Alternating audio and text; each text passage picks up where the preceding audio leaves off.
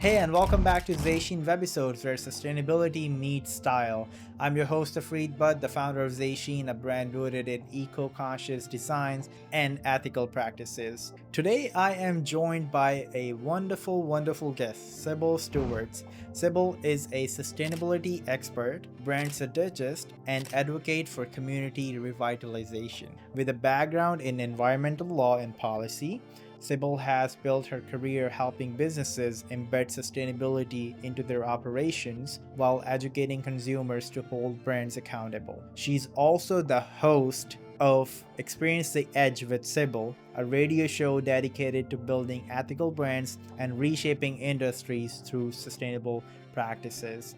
In this webisode, we'll unpack some of the most important topics shaping our future, like greenwashing and how to recognize it, the role of upcycling and zero waste in everyday life, the responsibilities we all share as a consumer, and how culture and language influence the sustainability movement. Along the way, we'll also explore Sybil's inspiring journey and how her works align with our mission at ZAY SHEEN. So get ready for a thought-provoking conversation about building a more ethical and sustainable future. So let's get ready.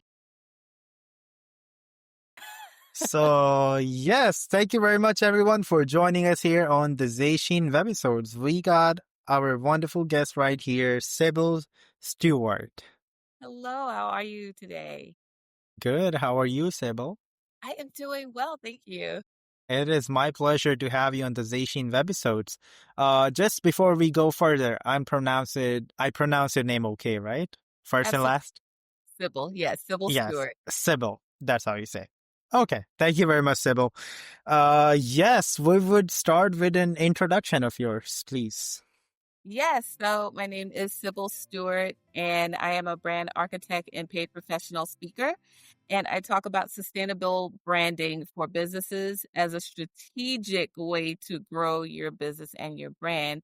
And I really do try to specialize in working with organizations that are historically very hard on the environment. So, fashion, hospitality, lifestyle brands that are naturally difficult on the environment. And I also have a heart for revitalization projects. So, your bed and breakfasts, that sort of thing, to continue to pour resources back into our local communities and support local small businesses. Amazing. Thank you very much for a small introduction. And definitely all the industries, the hard industries you just mentioned, are actually hard.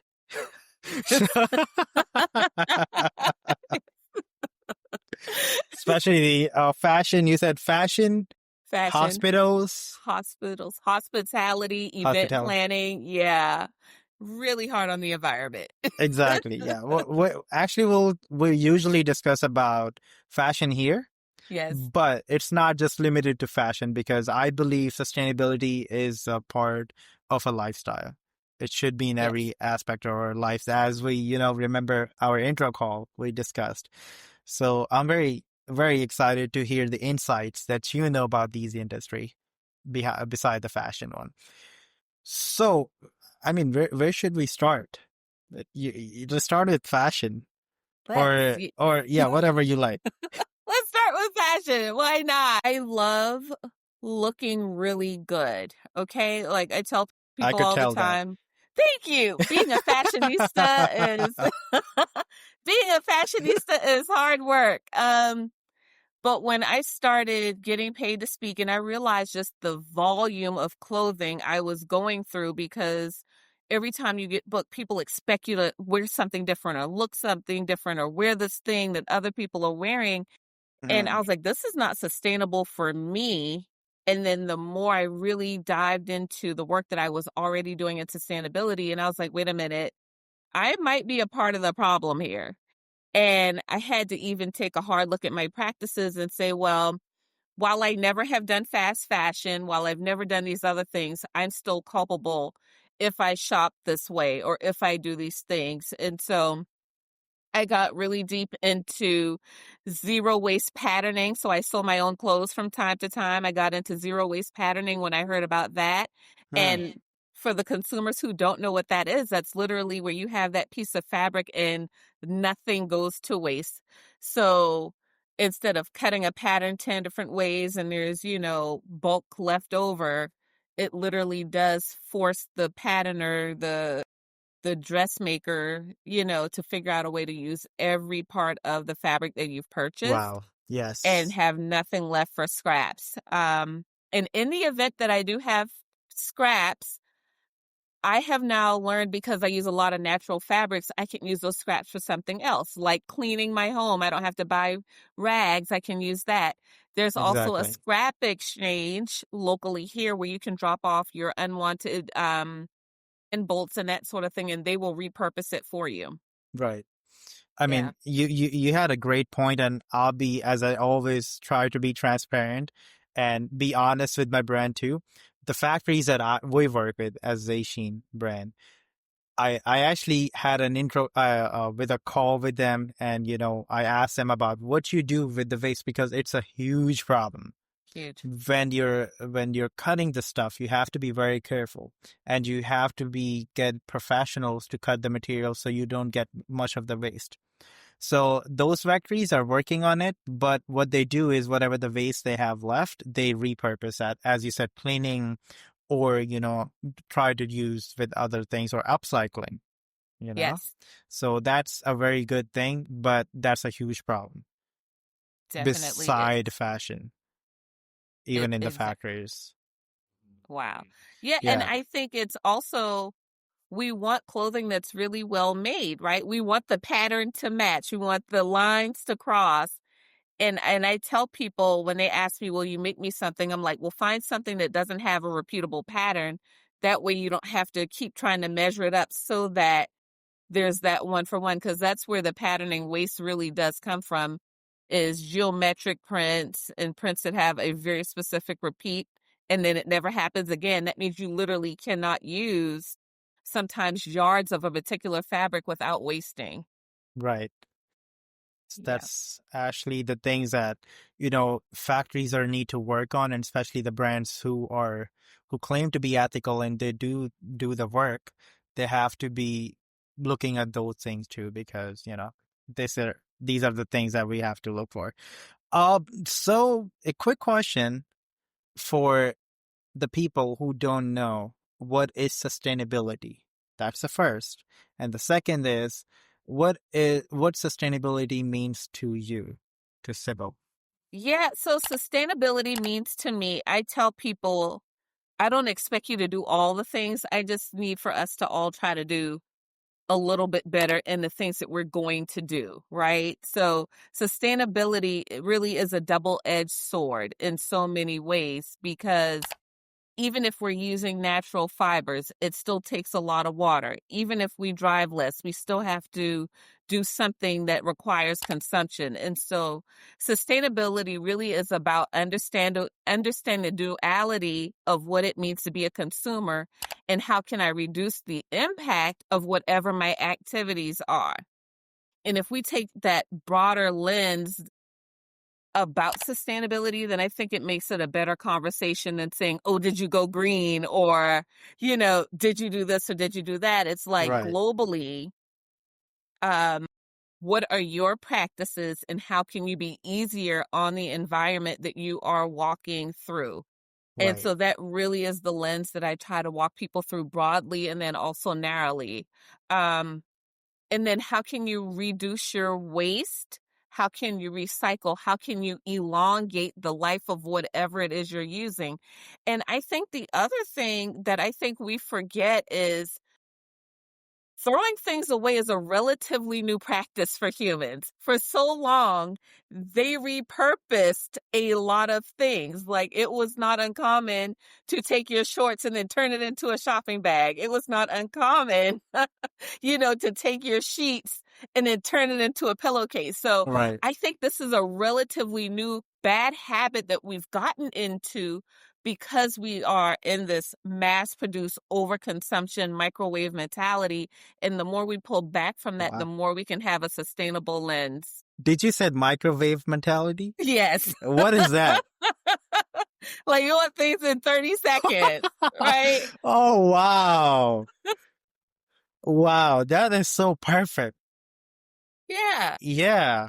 Uh, Right. Agreed. Agreed. Totally.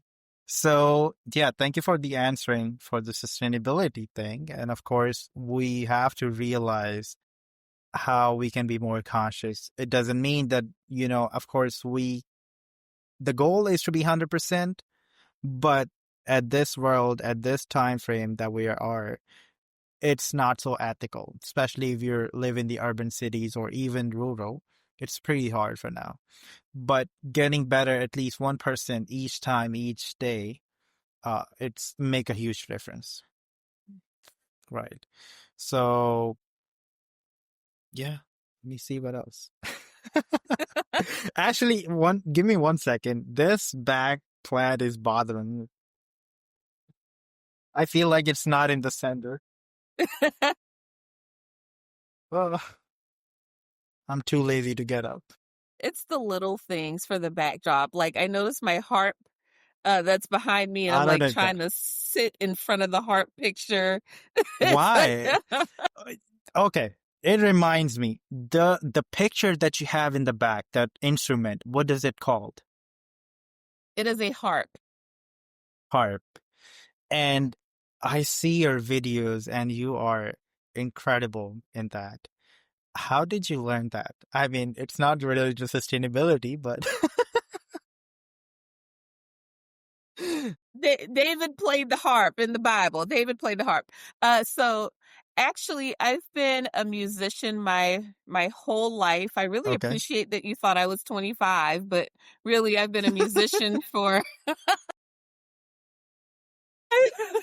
I've been a musician for 35 years. So I don't you can believe go that. ahead and add that on up. So I don't believe that. This is the first time I'm disagreeing with our guest from the Asian episodes. Yeah. so but no, I just remember watching an episode of Harpo Marx play the harp on TV, and I remember looking up at my grandmother, and I'm like, I want that thing, whatever this thing is, I want that one. And I went to work. Like I went through a lot of other instruments, and then about 10 years ago, I finally got my first harp, and Wow. that is, yeah, So that's what I want how to did you do. learn to play it? I found a harp teacher on Google. Okay. I know. And then found out there's like harp societies and harp organizations that I could join. And it's been such an amazing journey to um, keeping me in balance while I do this work. So while it's not tied to sustainability for other people, it's tied to myself maintenance, sustaining me while I am Right. going out and doing the work that I'm called to do. So, Wow. yeah. That's amazing. I mean, there are people and the communities are everywhere and you don't know about. You just have to will or have the willing to join and to be changed. And especially we can merge that now to sustainability. And, you just have to look around and you just have to be more conscious because it's about ourselves right now and about our future generations. Hopefully they will be okay. I don't know about, but yeah. So exactly. That's one of the things. And maybe I'm looking at the wrong layout. I'm like, what questions am I getting? Well, I can tell you a little bit about my background and my journey into sustainability. Exactly. That was my next question, actually. I'm just trying Awesome. to cover myself. Yeah, no, it's okay. So, I started out, my undergrad was in chemistry, and Okay. then I went and got my master's degree in policy, and I focused on environmental and education law. I just knew I was going to go work for the EPA. Hmm. And then the Great Recession, Depression, whatever we're calling it, of 2008 happened. 2008. Right. That's right. Do you see how old I am now? I don't know. And so, yeah, I was without jobless, right? Like I was jobless. I was like, well, I will go teach. So I went and taught, and then I got into sustainable work, working for the Land Trust Alliance. Wow. And In 2008, you started? yeah, Oh, yeah. wow. Yeah, That's so I've been amazing. doing this work for a while now. 10, yeah, 15, Yeah. 18, more like 1.5 decade, like more than 15 years now. Right. I mean, I'm so glad, I met some other people who are, fashion advocates, sustainable fashion, and they've been working for more than 2 decades. And, they told me how this thing started. And it wasn't a thing like back in about even a decade ago. It It wasn't a wasn't. thing.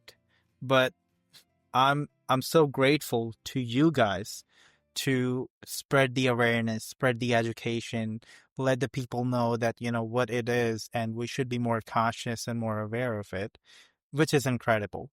Without Yeah. you or, whoever involved in this, it was very hard. If we have to start and we have to face the problems and the people's questions that you guys faced back in time, it's gonna be very hard for us. Yeah. Now we are glad that, at least people know about the term that calls sustainability. Yes. Yes. Back then, back then we were, global warming and, the greenhouse effect and right, like there were a different set of words to describe the exact same problems. Okay. And I think the better we get at giving the layperson the general consumer language, the better we will get at communicating what the actual problem and actual needs are so that they know what they can do as a tangible next step instead of it being this pie in the sky activity or exercise and debate. And so I think we as practitioners had to understand the full scope of what was really happening in real time. And now we have better language. Right. Exactly. I mean, that's the thing. You guys put a lot of work and we really appreciate that. And that's the whole point of, starting this ZAY SHEEN episodes too, to spread the awareness, let the people know, and especially the Gen Z who are actually interested in this thing. Exactly. So we actually can talk about greenwashing. Oh, joy. What is that? I tell people greenwashing is a PR stunt, okay?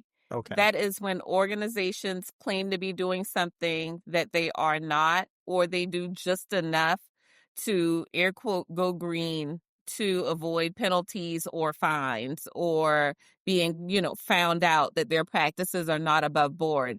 And a lot of it happens, sadly, in organizations that really are trying to do the right thing. But when you are starved for funding, when you are starved for consumers, that's typically when they are faced with the challenge of how strong do I want to stand on my ethics and morals versus risk my business closing or risk having to lay off staff.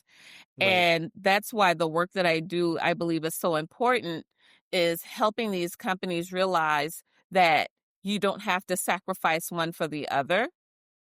And if it's done properly, I read a report a couple of weeks ago that said over 60% of Gen Z are actively looking for companies that are doing sustainability the right way. And they are peeking behind the curtains and looking for receipts Wow. to make sure that you're not greenwashing. Thank you, And Gen Z. so I know. So thank you, Gen Z.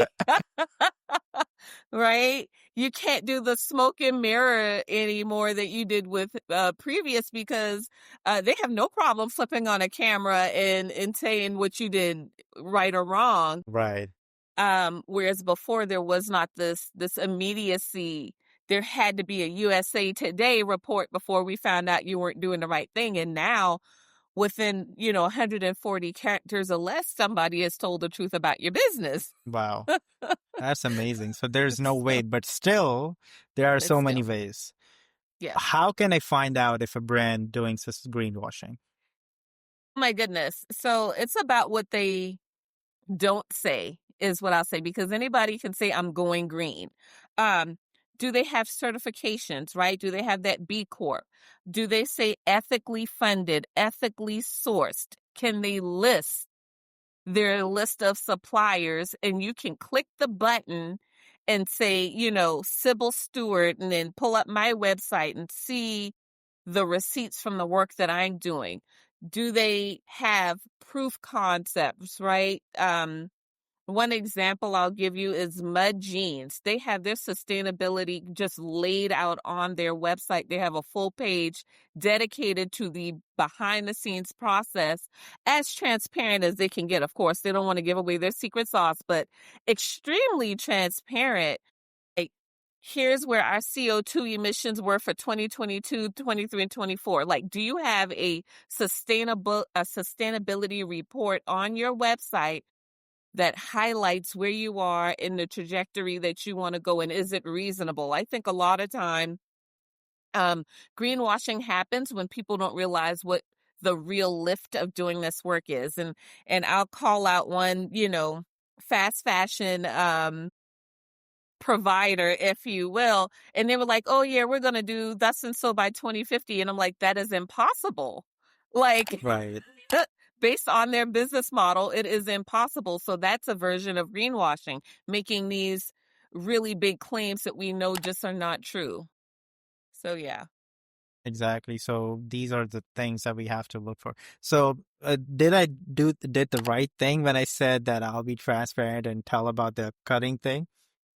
Say that one more time. Did the right thing and trying to be transparent in the early of Yes. the podcast when I said, Yes. that we are working on this thing. It's not Yes. 100%, but Yes. okay. Thank you for that. So after the greenwashing, and do you remember any stories when you see or heard about Gen Z about greenwashing or somebody exposed somebody like that? Yeah. I follow this young lady on Instagram, and she started an entire hashtag movement about the practices that her former employer was doing. And it was like they fired her on a Monday, and on Tuesday she was like, behind the scenes, here's what they're doing with their boxes. I was just like, well, there you go. And 100 people were like, yeah, my store told me to do the same thing, and it just became this movement. Wow. So I just tell every business owner, really be transparent, be cautious, and be truthful. Like, that is okay. Be honest where you are in your journey. It is a process to do this work. So in the past, because you also work in this industry and look for the things, d- what are the things that you look for in the brand if they're okay, and how do you do your thing into this? Yeah, so I'll give you a really good example. One organization that I worked for, they needed a new office building. And so rather than build a brand new office, they found a location that had been abandoned for several years and went in and renovated it. And during that renovation process, it was about a $10 million renovation that I managed for Wow. this organization. I know $10 million goes by really fast, but it really can. Um, but looking at the infrastructure, making sure that there was enough natural lighting created Uh, throughout the building and the space, making sure that it faced east versus west for maximum sunlight, right. making sure that the lights were on timers, making sure that the AC was on a timer, that the temperature didn't have these major fluctuations. And here's the thing that I will tell everybody listening is, not only are these good practices on the front end, but over time, it's going to save your business money anyway, because your Right. light bill isn't as high, your water bill isn't as high. You're more energy efficient. You're not going through reams of paper towel because you're using air dryers. And so Right. while it might feel like a major upfront cost, a lot of that will get eaten up, and then you'll actually see yourself in the green over time because you did these foundation moments the right way the first time. Exactly. We repurposed all of the furniture, office furniture. A lot of times businesses will just buy new, and we managed to repurpose something like 80% of their office furniture. Like, literally, it's in those small moments. We supported local artists. That was really a key component as well. A lot of times we think, oh, I'll save money. I'll just ship it from overseas or I'll ship it here, there, and everywhere. Well, there are a lot of local artists Right. that you can get to do murals and that sort of thing. And so it was literally going through, what does this business need? How can we create green spaces, community spaces within the office environment and make it sustainable, short term and long term? Right. I mean, Yeah. these we would have to get a person like you then who has the experience and you who actually knows about the stuff because yeah, there's a lot of ways to save, and definitely if you do these kind of things, I believe, it saves you a lot of money as business, and of Yes. course it's greener. It's gonna Yes. save a lots of resources too for the other people, less waste at the end. So I also see, and you are a speaker too, a public speaker. Uh, I'm very fascinated about that thing. And how does behind the scenes of that looks like? What you do? Gosh. I will tell anybody who thinks they want to be on stage, be prepared to do 90% of the work off stage. Like, that is the life of being a paid speaker. 90% of our work is not done on the stage. What you Okay. see is months and months of preparation, practice, speech writing, rehearsing, reviewing talking points, and then you're on a stage for 30 or 45 minutes trying to give it your best. Right. So behind the scenes, that's what it looks like. And it's a lot of administrative work. It's a lot of pitching yourself. It's a lot of being vulnerable and understanding where your expertise starts and stops and having those real conversations with yourself to say, I'm not the best expert to talk about this, or here's where I should be speaking, and anyone else, I'm doing a disservice if I show up and try and pretend like I know something that I don't. Right. So you have to be very what we call a real on the stage. Yes, yes. Yeah. Wow. So what kind of a preparation that you need to do before a speech? Yeah, so um you've got to think about what your big idea is, Okay. obviously. You've got to decide who your audience is and what do they need from you right now. And I think a lot of speakers miss that right now part because your speech needs to be timely. And I think that there are so many speakers who get up on stage and they want to be motivational and inspirational. Well, audiences need more than motivation, inspiration. They need to know how to take action, and they need to know how to work with you next. They need to know why your voice matters in this real time. And does your background and story match their background and their need? Because if not, there's a misalignment there.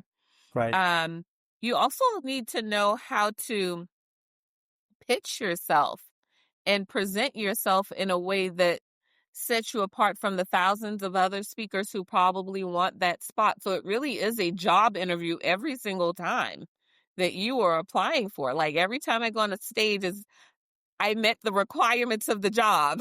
Wow. And So yeah. yeah, it is like that. And any funny incidents happens with you while or how your first speech looked like when you started? My first speech was, I tell people your first speech is probably sooner than what you thought it was, earlier than you thought it was. Like, if I want to go back to my first speech, it was my first Easter speech at age 6, happy Easter from me to you. Uh, that's probably my first speech. Um, my first paid speaking engagement was at the Pennsylvania State Land Conservation Conference. And I remember being so nervous, even though I had been a school teacher, even though I had taught corporate settings, to be considered the authority in the room, speaking to people who I thought were my peers, but now I'm the leader. Right. Um, it can be a very nervous experience. It could be very humbling experience. And what I learned from that is the expert is the person who knows 10% more than everybody else. It's not your job to know everything. Do you know 10% more than the people who are listening to you? I see. So what you do, I mean, if you have some kind of a speech, you just go to Google first and learn about more things before going to the speech, or what you do about that to get to know more than 10%. You can gauge what your 10% is based off of what did you study your audience, right? Like this is also marketing. Have you studied your audience enough to know that your expertise is different from theirs? So in my first speech, I was the expert because I was talking about the operations of the green organization. Now, had they asked me, do I know about, landscaping? Absolutely not. That's not my expertise. I would then be the student in the room. But because I was the person saying, here's how you run the business of going green or the business of sustainability, they didn't know. Therefore, I became the expert in that space. Exactly. Makes sense. Sorry for asking that question. No, absolutely. Exactly. I mean, I totally agree with you on this. And funny incident I asked for also. A Or funny incident. Yeah. yeah. You are not officially a professional speaker until you get stuck in an airport. Until What you spend the night in an airport, you are not official. what does that mean? You've missed a flight, you've got a flight delay, the weather shuts you down, you Okay. get rerouted to an airport that you had no idea you were going to. Okay. That's when you really know you're in it to win it. Um, my flight got rerouted. I was supposed to have a direct flight. I got rerouted to Charlotte, which is only 2 hours away from my city. Okay. and and we got grounded in Charlotte, and I remember we landed at like 10:30, and they said, over the PA, if you want to catch the next flight out, it leaves at 11. Well, that literally only left me 30 minutes to Okay. get from the tarmac on one end to the other end. And of course, by the time I get to the gate, they have already shut the doors. Oops. I get there at, 11:01, they're gone. And so I spent the night in Charlotte Airport because the weather was just terrible. Gosh. And that wasn't the worst of it. I would have actually been okay. But around midnight, the cleaning crew shows up. And I think, oh dear. And the cleaning crew is done, about 2 or 3 a.m., let's just call it. And then at 5 a.m., the construction team shows up. Wow. So I got no sleep No sleep. that night. No way. Yeah. Do the flights accommodate you if they get delay or something like that? Yeah, you get flight credits, you get free meals, that sort of thing, but you can't get your time back. No Yeah. time and no sleep. No sleep, can't get that sleepless night back. Exactly. That's right. For the people who are not aware about upcycling and recycling, and I also talk to some of the people who gets confused in these two terms, upcycling and recycling. What is that and what is the difference? Yeah, so upcycling is, can it be used again? Recycled means you're probably going to turn it into something else or give it away. That's probably the simplest term. So if I upcycle, a really good example is I'm turning this really big, I used to be a size 20, now I'm a size 12. I cut this thing down, right? Like I've technically upcycled it. It's still mine. I'm using it again, or I'm using it in a different way versus recycle. I'm taking it over to the Goodwill for somebody else to have, or I'm putting it in my blue bin and I'm separating the plastics from the paper. That is recycling. That means I know I it's going to go elsewhere to be repurposed in some other form or fashion or shape. And so when you see things like the pens, for example, and it says this pen was made with 100% recycled plastic bottles, Right. that sort of thing. Or your shopping bag made from 100% recycled paper. Yeah. What are the common myths that you want to bust for greenwashing? Gosh, there's so what is eco? I think eco is a buzzword right now, right?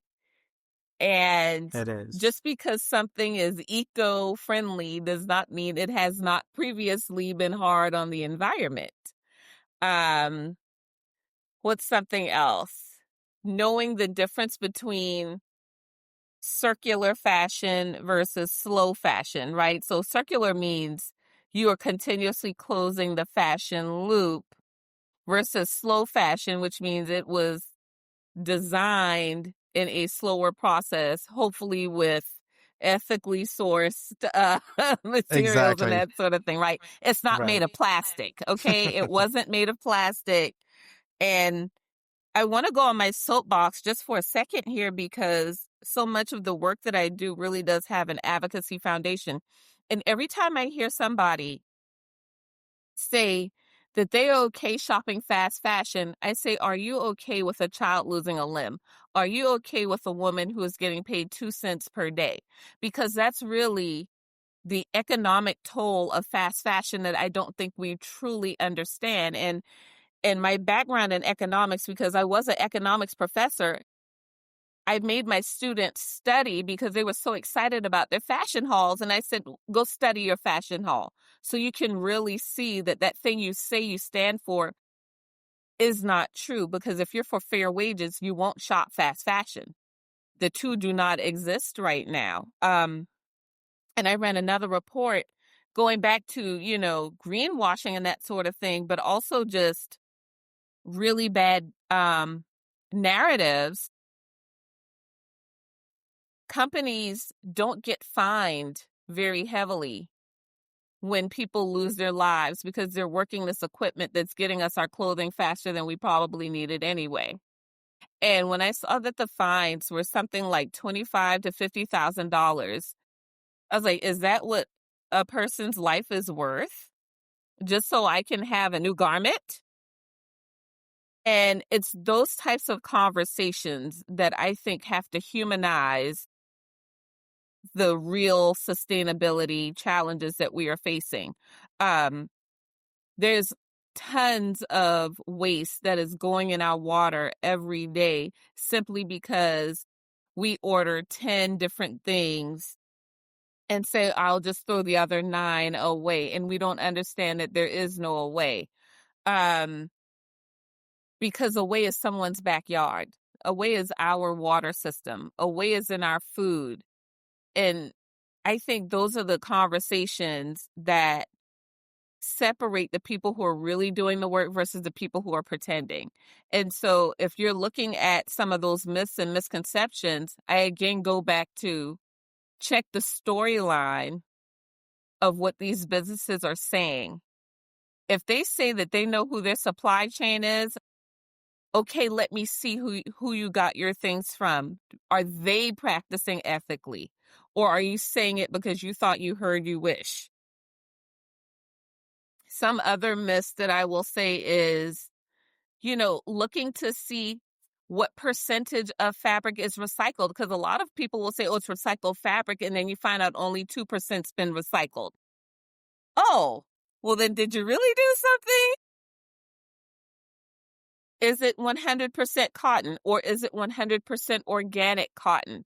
Is it sourced or is it ethically sourced? Like, there's a lot of, you know, Right. wordplay that we have Exactly. to be looking out for.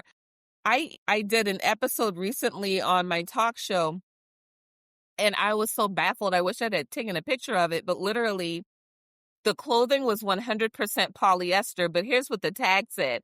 And this is how you know people don't pay attention. The tag said this tag was made with 100% recyclable material.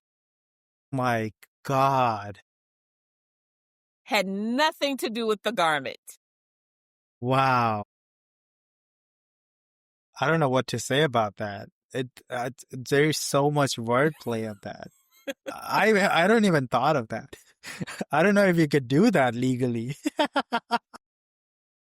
It's true. The tag was made with 100% recyclable material, but the clothing, At least they're not lying. they are not lying, but are you telling your whole story? And if consumers are smart and savvy, they're not picking up on that. But I did, because it takes me hours to go shopping because I am reading and looking for things like that. And I just was like, I should take a picture of this. Wow, that's awesome. I didn't know about that. Being sustainable is one thing. Being ethical. Okay, I'm gonna ask you actually because you can explain it much more better way. What is we know about sustainability, you explained it before, but what is ethical production? What is ethically when you say this product, this t-shirt, this thing made ethically, what does that mean? Yeah, it goes back to feeding the whole system and not just the environment, right? Are you providing safe working conditions for your workers? Are you making sure to pay fair wages? Are you making sure that wherever you got your source from, you can see the entire supply chain in progress, right? Um, are you making sure that at the end of the day, if they say this thing is going to do X to Y, that it's actually doing it? Like, can the claims be proven or are they false? That's ethical business. Right, And that's the foundation of the work that I do, right? Like, I'm like, yes, I want you to be sustainable, but I want you to be ethical. Are right, the business decisions you are making serving humanity? right. Do you feel good about sleeping with you at night, is what I tell people. Like, I want to feel good about sleeping with me at night. I'm gonna go to bed angry with me. You know? Yeah, Are you doing bad press and bad media against your competition? That's also not ethical. So there's so many different ways to look at this process. right. Yeah, thank you for explaining that. My next question is that what I was about to ask. How important it is to be sustainable and ethical. Okay, a brand is sustainable and ethical, but the product that they made is not a good quality. I would say go back to R&D. You know, I would much rather you take your time and give me a higher quality product than to cut the corners in the name of sustainability and ethics. And I think the other thing that is happening is consumers don't mind paying more if they know it's quality, if they know it's sustainable, and if they know it's ethical. Right. Um, I literally spent $6 on a recycled notebook because I knew where the notebook came from. It's locally sourced. It's checking all the boxes. Or I could have spent $1 on the notebook, but I was willing as a consumer to spend $6 on a notebook because it matches and aligns with my values and my belief system. And I already know what I'm going to do with that notebook after I'm done with it. And having that mindset that Wow. it's okay to have less so the world has more. Can we all agree to do that? I don't mind having a little less if it means the world has a little bit more. Exactly. I mean, that's a mindset that we should have. And I love the thing that you said, even after the notebook that you finish with it, what you gonna do about that? Because it's a whole process, it's a whole mindset that we have to think before even buying something. Yes. Right. Yeah. Thank you very much for making that point, Sybil. So, one more thing, I want to know your thoughts about that. Okay, recycled things are good. As you said, you spent 6 times more on a notebook than the traditional one. Okay, Yes. but is recycled polyester still good for us? Yes. This is one of those great debates. I would rather us have recycled polyester than new polyester because but the challenge with recycled polyester is there's still a breaking down process that creates the microplastics that go into our food, our water, and our systems and our air. But it's still easier overall on the environment. And so I think it's like one of those, is it the lesser of two evils? And in this case, yes.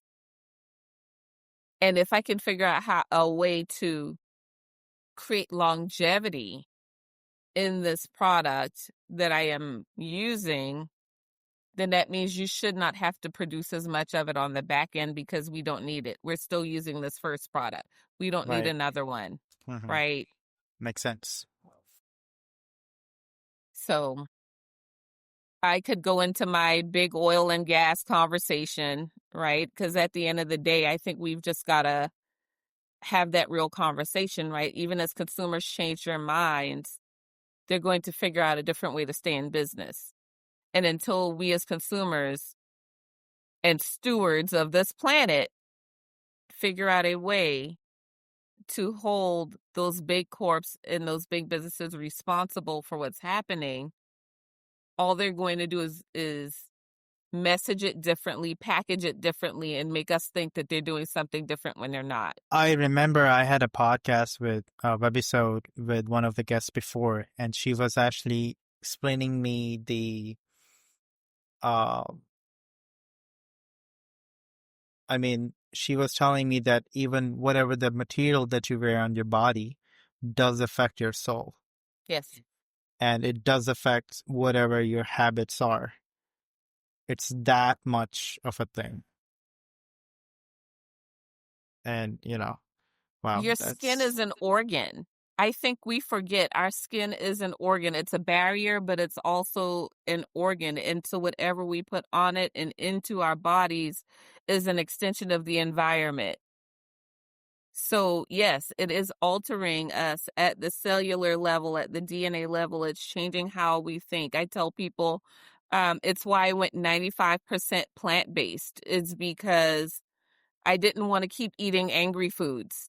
Like our food is literally making us angry because of how we are treating the animals leading up to death and then consuming whatever that was, that 100%. energy, that trauma, and then we're wondering why we're yelling at our spouse or our kids. So I mean, that actually affects of your lifestyle and all the things what you wear, what you eat, your environment, yeah, and the things that you also see on your cell yes, phone and all the fast fashion. Not fast fashion, but the fast thing. yes, I figured out whatever is fast is not good. it's not. Yeah. So that's as easy it is. Take your time. It has to be slow. You have to realize what it is and, be more conscious. Yeah. Thank you. That was a serious talk we just had for past 10 minutes. Now we're gonna go for a lighter thing. We're gonna go for the hospitals. Hospital. LED. Hospitality. Yes, Yeah, hospitality. Let's talk hospitality. Yes. please. Oh my gosh. So I've done work in the hospitality industry, and after having traveled so much, just realizing how easy it is to make some quick changes, right? Um, I remember I did an event and they spent upwards of $500,000 on this event. Okay. And I just remember how much trash and how much leftover food and how much decor was just wasted on creating the quote experience. And I said, once again, we are a part of the problem here. And so I I saw this really clever Pinterest, and they were talking about party favors. Like, why do we need party favors? What do people do with them? They throw them away. They say thank you, they throw them away. Most people don't need those. Um, why Why mail out these really expensive mailers when you can send somebody an email or a text? Why have so much buffet when a plated meal is even more delicious, smaller portions, which means portion control, and there's less food waste? And so when I started partnering with these caterers on what do we do after, and realizing, okay, well, let's partner with the food bank. Let's not throw the food away. Like, of course, there's some food that after it's sat out for a certain amount of time, you really have to toss for, food regulations. And I said, but what was it to spend 5 minutes on the phone with the food bank and say, hey, this event's over at 9 p.m. Can your staff be here at 9:15? What is it to rent your decor instead of buying everything brand new? I think renting is really underrated. I'm like, go rent the things. Don't buy everything brand new. And then it can be used again and again and again. Right. And there's just so many different ways to make these events work for us. Why go into a building where you're going to have to flip on every light switch? Why not do it during the day and let the natural light seep in? There's just so many things that are easy fixes that I just don't think people think about, right? Like, not to get preachy, I just don't think people think about it because they want the best event ever. Right. And if you have them pause and say, well, what about this? They're not going to say no because it's helping everyone and it's, again, saving their budget. Exactly. These are good ideas. So that's why I'm a little harder on the event planning industry there. It's because I lived that life. No, thank you for that. And I love that you pointed out these things. And that's the main motive too. Because as you said, if they know about they have these choices, most of the time you're not gonna say no unless you are just, you know. So I hope that the people who are listening to this one and they have this thing in their mind, and the next time some event come, a wedding, a birthday party or something, they can think about, hey, Sybil talk about that. We're gonna save the cost. We can actually go somewhere else if we needed to, and we can have a nice event. So exactly. What about the hospitality? um, Hospitality is interesting. And so that's everything, right? And a lot of hotels are now starting to be eco certified and green certified. And that really, again, it goes back to, and that's actually something I look for as a consumer because I travel so much. Okay. I look to see if the hotel is green certified, eco certified, and I start doing my digging before I book the hotel.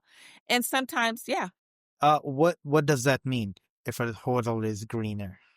sure. So it goes back to how they manage the temperature in the hotel. It goes back to how frequently they change your linen. It Wow. goes back to, yeah, it goes back to what their check-in process looks like, what their amenities are, the percentage of daylight. Like, there's so many things. Do they have automatic dryers? Do they have auto off light switches? Like, there's literally a list of checkpoints that Wow. these hotels have to go through before they can get green certified or eco-friendly certified. And these are the things that I now look for. And they're literally on the websites. They've got that little leaf. Now, don't let that little leaf confuse you. You need to click on the button and see how many of those checklist items this hotel actually did. Because in all fairness, you might just do one or two and get your green leaf versus all 10. Really click on the button and see what process did they go through and how are they maintaining it. But one of the things that I know a lot of hotels have started to transition to is they don't do your towel replace and turn down services every day, which means they're washing less linen, they're washing less towels. And the person who is staying there, it's like, well, if it's just you in the bed, why do you need new linen every day? It's you. Do you change your linen at home every day? you know? Right. That sort of thing. So Wow, yeah. these are very interesting. I mean, I thought of those things, but I never thought of this way that you just explained. Please continue. Yeah, so it's all of those components. And then it's also in the small things like recycling that little key card, that little plastic thing. Let them use that again. Let them cancel it out and it can go to the next guest. So Right. it's things like that that make up the difference. And I do know a couple of hotels have even started switching to different types of towels and sheets, going 100% organic cotton and that sort of thing. Again, slightly higher price point, but also they're trying to do the right thing. And consumers like me don't mind spending that extra $5 or $10 if I know it again aligns with my values. Right. Wow, that's amazing. So every time that you're about to book the hotel, you just have to check what does it called that you have to So check? it'll either say eco certified or green certified, and they'll have like this little green leaf or maybe like a circle with a G that's green. And if you click on that, it'll show what the hotel is doing, has done, pledges to do. Wow, that's amazing. I mean, I will try that next time. I usually not go to hotels, but if I do, I'll definitely check that next time. Yeah. I'll let I you know. am much more, yes, please. I am much more of a stay local person anyway. Um, because I like to support local businesses. So when possible, I will stay at a bed and breakfast because I know it's locally owned and operated. I know that money is cycling right back inside the local community. It's supporting a small business. But second to that, if I am staying at a hotel or someone has booked my hotel on my behalf or whatever, I'm like, hey, how about a green certified hotel? So yeah. Nice. That's good. Thank you very much for pointing these things out. And I believe it's very, very helpful for the people to know about it. The main thing is people or even myself, we sometimes don't think, or if we think, we don't know about the things that we have to think of. So these are the good points that we can keep it in our mind and of course would try it next time to be more better and be more sustainable. So there's another thing which is very interesting, and I loved and enjoy your show. Cute. We gotta discuss about that. What is this about? Yeah, so my talk show is Experience the Edge with Sybil, and I talk about what it's like helping businesses go sustainable while growing profitability. And then I have a segment called The Well Dressed Brand where I highlight designers like you on how you are building a fashion brand sustainably, some of the challenges that you're facing in the industry, and just really bringing light to there are other options if we know about them. So it's really about awareness, right? The more we know, Right. the better we can be informed as consumers. And so I'm really excited when you said, yes, you would join me. I was like, yes, please. Yeah, I mean, I love the idea, I love the concept, and the main motive, as I always say, is to build the awareness. It matters more than the profits that we make, because without that, I mean, without people, what we gonna do? What business, we gonna run if Correct. there are no people? Correct. The AI is not buying your product. I don't Yeah. care what ChatGPT says. Not buying your product. They're actually pushing more to sell products. Yes. AI. Yeah. I mean, all the I actually remember I discussed in the webisode the psychology of buying, and Uh-huh. she was explaining how people and AI push to people to buy more. And Yes. I was like, "Oh my God. There Yes. are so many ways." So, yeah, Would you that's like good. fries with that? Yeah. That was like when I was studying marketing, that was like the number one sentence that they had us remember. Would you like fries with that? Increase McDonald's profitability like exponentially. That one question. Would you like fries with that? Would you like to supersize that? Right? Supersize was what, 39 cents at the time. You Right. do 39 cents across the billion people served. Yeah. Yeah, exactly. A huge difference. See, huge. not a big amount, but made a huge difference. That's Yeah. the same way if we do a little bit every day, each person can be a huge impact to the planet and to the people. Yes. Right. But by the way, when you said you want a fries, it reminds me of Rush Hour. Gosh. I said, "Oh my God, you remember that scene?" I do. Yeah. Oh, My gosh, gosh. I haven't seen that movie in forever. Now I gotta go watch Rush Hour. He said in the so funny way, "You want fries with that?" My fries with that. Wow. A little bit more before, we wrap up our episode here. I would love to know more about the show that you do or the interesting guests you have in the past. And you were also thought, oh, they're doing very great thing, or you were fascinated about those things. Yeah, so gosh, I've had the opportunity to interview women in construction. I've had the opportunity to interview women who are in corporate but making a difference on that side.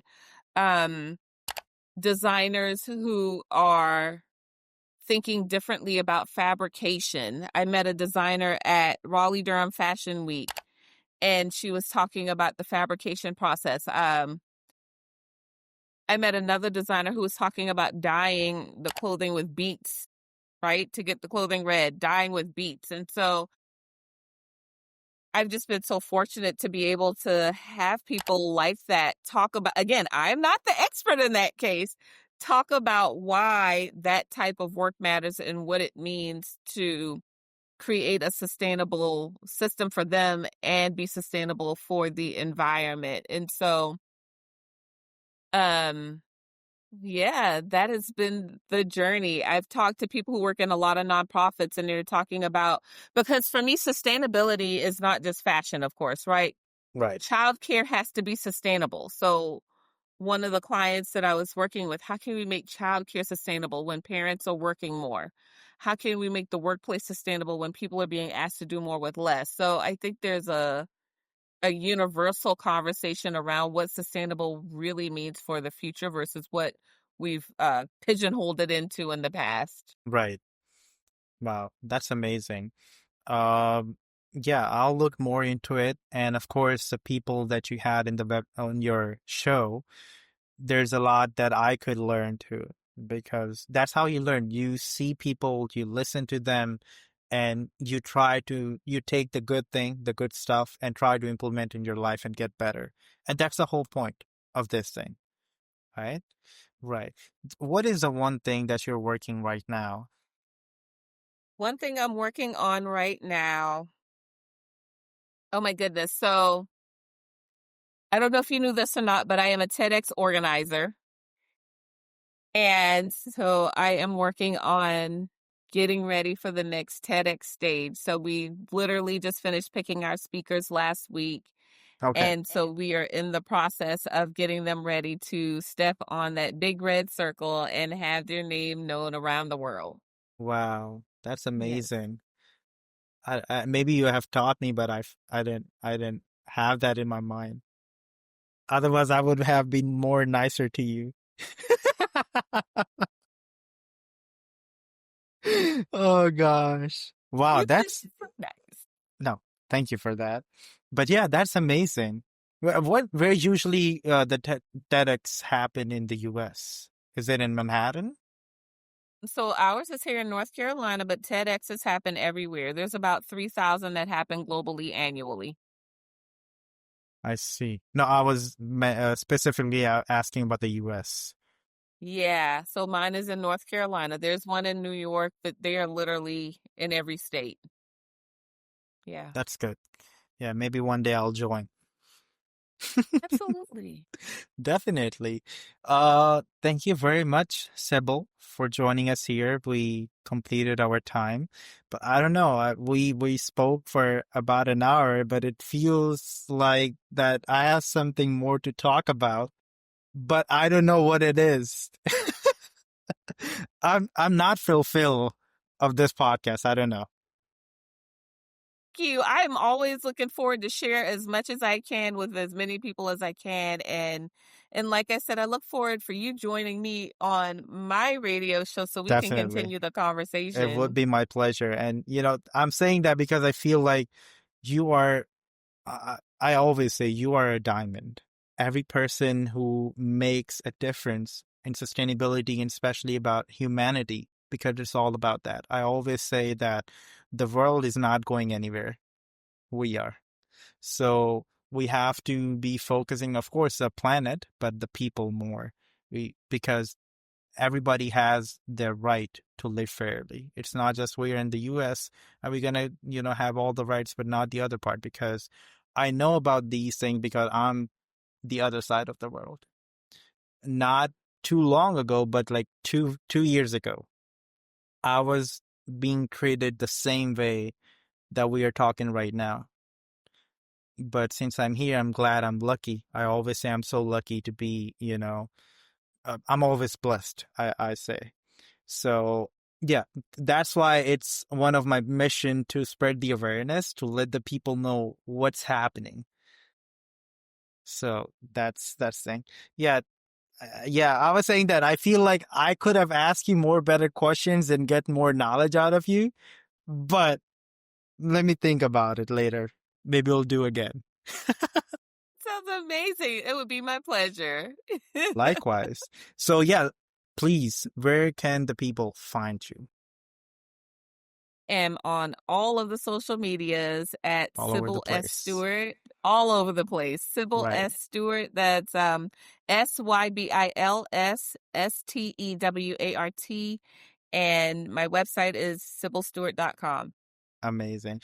All the links that she mentioned, or even other resources that if she might share it with me, everything you can find in the description. You can just go check out. I mean, always, I'm very, very happy. Every podcast that we do, there's, all the guests come with their uniqueness, with their own unique knowledge and with a different background. It's just amazing. Thank you very much again. My pleasure. And thank you very much to you guys for joining us here on ZAY SHEEN Webisodes. I'll see you next week. Bye-bye.